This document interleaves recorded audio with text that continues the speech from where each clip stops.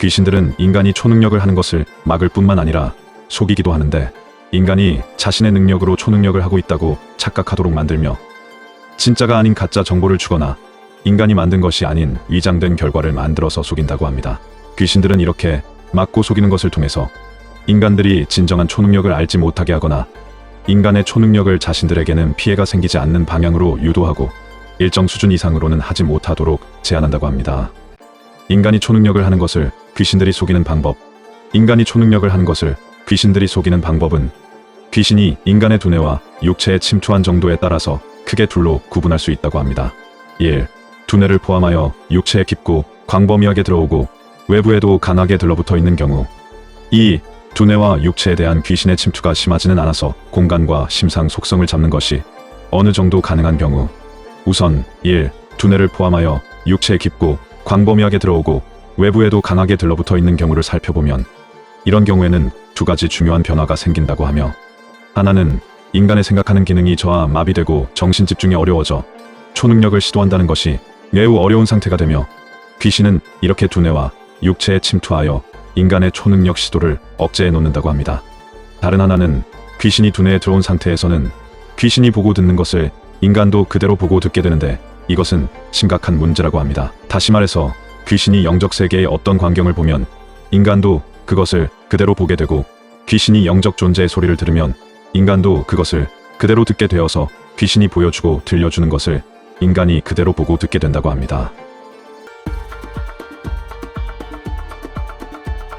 귀신이 두뇌에 들어온 상태에서는 귀신이 어떤 광경을 보고 어떤 소리를 들으면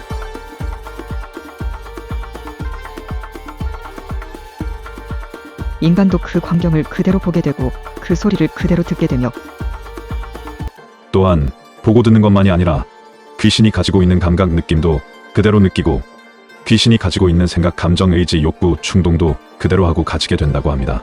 귀신은 주로 이와 같은 두 가지 사항을 이용하여 인간이 초능력하는 것을 속인다고 하며, 구체적으로 설명하면 다음과 같다고 합니다. 초능력에는 다양한 유형이 있는데, 그 중에서 물질 세계나 영적 세계의 정보를 획득하는 경우는 귀신이 속이는 경우가 많아 특히 주의해야 한다고 합니다. 물질 세계의 물체 광경을 보고 소리를 듣거나 또는 영적 세계와 영적 존재를 보고 그들의 소리를 듣는 경우에 귀신은 인간의 두뇌와 육체에 들어와서 정신 집중을 방해하여 인간 스스로의 보고 듣고자 하는 초능력 시도를 억제해 놓은 상태에서, 귀신이 두뇌에 들어와 있으면 귀신이 보고 듣는 것을 인간도 그대로 보고 듣게 되는 것을 이용하여 귀신이 장면을 보여주고 소리를 들려줘서 인간이 그렇게 보이는 장면과 들리는 소리를 자신의 초능력으로 보고 듣는 것으로 착각하게 만들어 속인다고 합니다. 귀신은 인간의 두뇌와 육체에 들어와서 정신 집중을 방해하여 인간 스스로의 보고 듣고자 하는 초능력 시도를 억제해 놓은 상태에서 정신 집중이 안 돼서 무엇을 보고 들으려 해도 안 되고, 이런 상태에서 귀신이 장면을 보여주고 소리를 들려줘서 인간이 그렇게 보이는 장면과 들리는 소리를 자신의 초능력으로 보고 듣는 것으로 착각하게 만들며, 이런 경우에는 그 정보들이 대부분 진짜가 아닌 가짜로서 거짓의 장면을 보여주고 거짓의 소리를 들려줘서 인간이 진짜로 착각하도록 속인다고 합니다. 보고 듣는 것뿐만이 아니라 외부의 힘이 작용하게 하는 초능력의 경우도 마찬가지여서, 귀신이 인간의 두뇌와 육체에 침투해서 정신 집중을 방해하고 초능력 시도를 억제해 놓은 상태로 인간 자신은 외부의 물체 대상에 어떤 힘도 작용하지 못하는 상태인데, 귀신들이 외부 물체 대상에 영향력을 주어 변화를 만들고 움직이게 만들어서 인간 자신의 능력으로 그렇게 된 것처럼 착각하도록 속인다고 합니다. 또한 공간을 잡을 때도 인간의 두뇌와 육체에 침투해서 정신 집중을 방해하고 생각하는 기능을 저하 마비시켜 놓은 상태로 손바닥 앞에 공간이 잡히는 것이 아니라 단순히 머릿속에 가짜의 공간 이미지를 심어 놓아서 인간이 그것을 자신이 손바닥 앞에 공간을 만든 것이 보이는 것이라고 착각하게 속인다고 하며, 속성의 경우도 마찬가지로 가짜 속성의 감각 느낌을 머릿속에 심어 놓아서 그것을 인간이 손바닥 앞에 공간 속에서 자신이 만들어 놓은 속성의 감각이라고 착각하게 만든다고 합니다.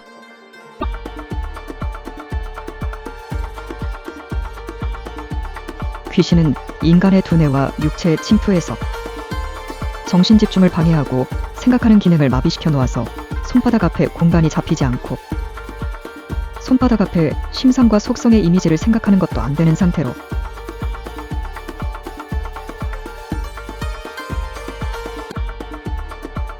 머릿속에 가짜의 공간과 심상 속성의 이미지를 심어 놓아서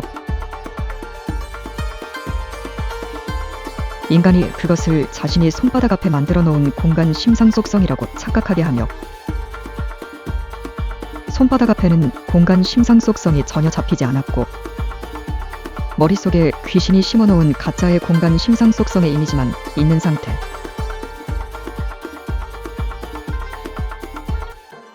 다음으로 이 두뇌와 육체에 대한 귀신의 침투가 심하지는 않아서 공간과 심상 속성을 잡는 것이 어느 정도 가능한 경우를 살펴보면 이런 경우에는 인간의 육체적 감각 느낌을 이용해서 속이기도 한다고 하며 공간을 잡을 때 공간 속에서 느껴지는 감각을 공간이 아니라 육체의 어느 부분, 얼굴, 목, 가슴, 복부, 등, 어깨, 팔, 손, 다리에 거짓에 위장된 감각, 접촉감, 압박감, 조이는 느낌 등을 일으켜서 그 감각을 공간에서 느껴지는 진짜 감각으로 착각하게 한다고 합니다.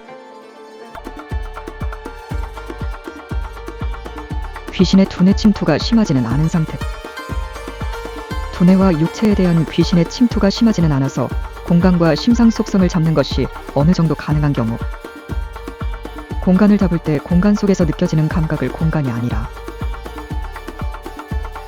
육체의 어느 부분, 얼굴, 목, 가슴, 복부, 등, 어깨, 팔, 손, 다리에 거짓에 위장된 감각, 접촉감, 압박감, 조이는 느낌 등을 일으켜서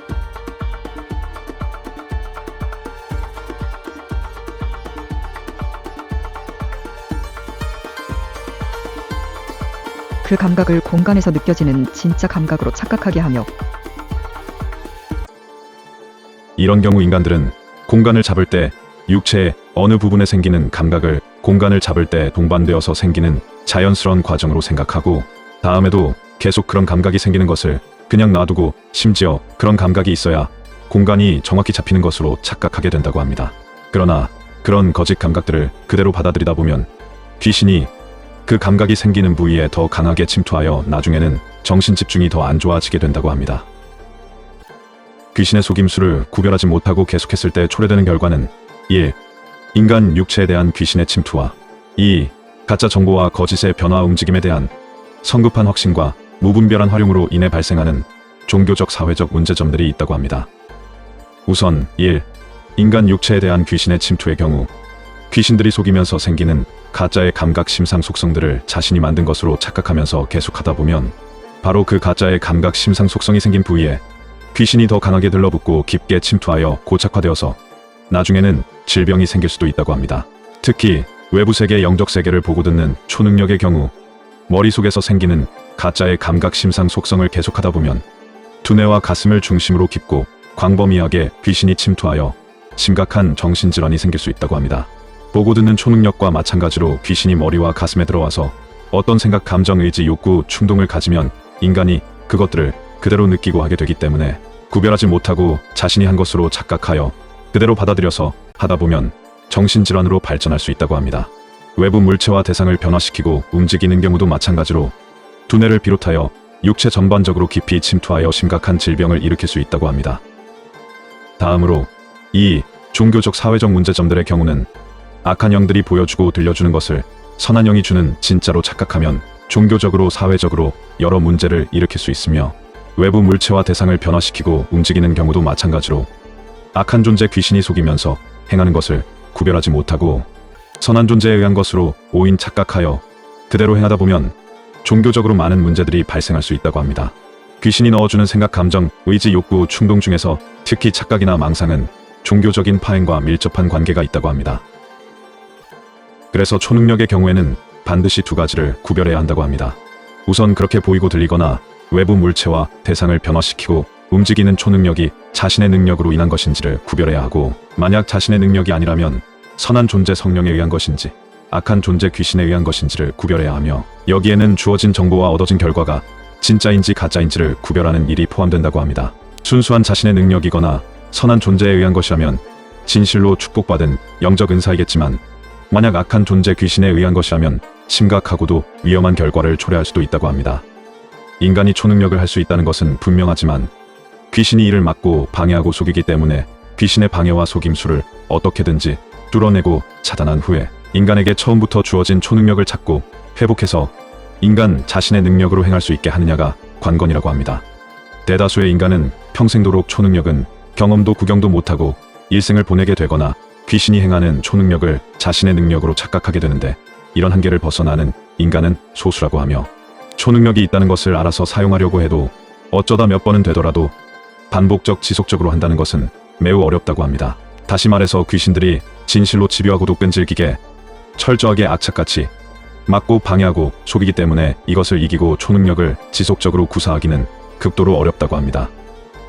초능력을 연습하는 과정을 돌이켜보면 방법과 노하우를 찾고 숙달시키는 것보다는 머리와 몸에 들러붙고 틀어박혀서 공간과 심상 속성을 잡기 위한 정신 집중을 막고 방해하고, 거짓된 공간과 심상 속성을 만들어서 속이고, 외부 물체와 대상에 이장된 변화 움직임을 만들어서 속이는 귀신들을 떼어내고 몰아내는 싸움의 연속이었다고 합니다. 그러나 몸에 박혀있는 귀신들을 제거시키면 정신 집중은 자연스럽고 쉽게 되며 공간과 심상 속성을 잡기도 쉬워진다고 합니다. 그래서 초능력 훈련은 귀신 제거가 70에서 80%이고 공간과 심상 속성을 잡는 노하우를 찾고 숙달시키는 것이 20에서 30% 정도라고 합니다. 한마디로 머리와 몸에서 귀신이 깨끗하게 밀려나간 상태에서는 공간이 자연스럽게 연결이 되고 그 공간 속에 대상 심상을 그리고 속성을 부여하는 것이 쉽게 된다고 합니다. 그래서 이렇게 초능력이 자연스럽게 가능한 상태를 하나님께서 창조하신 인간의 상태로 이해하고자 한다고 합니다.